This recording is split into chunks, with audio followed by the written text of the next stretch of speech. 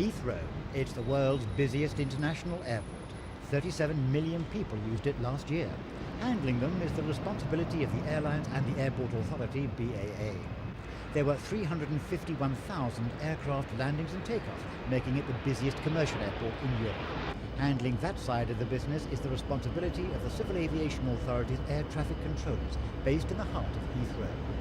Now, to cope with the huge growth of air traffic in recent years, Heathrow's air traffic control has just completed a £10 million re-equipment programme, the biggest it's had since it became operational back in 1955.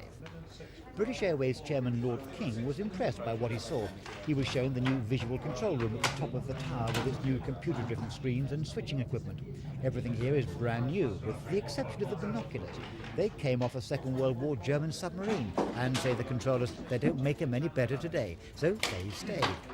Lord King was also shown the new approach control room, which handles airliners from about 30 miles out until they've been lined up by radar to land on one of Heathrow's 5 runways.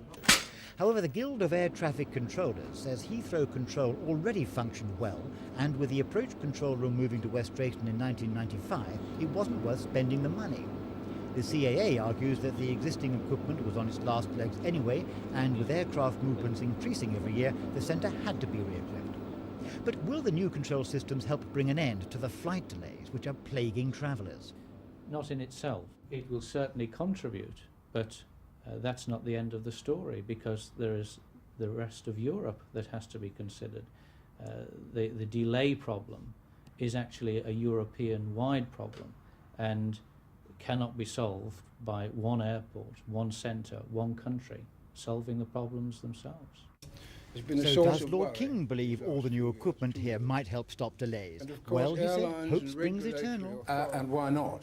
Yes, of course, the development that is here and the understanding of the problem and the dedication of the traffic controllers and the level of technology and efficiency that is required and the training program all coming together and must benefit aviation and the travelling public.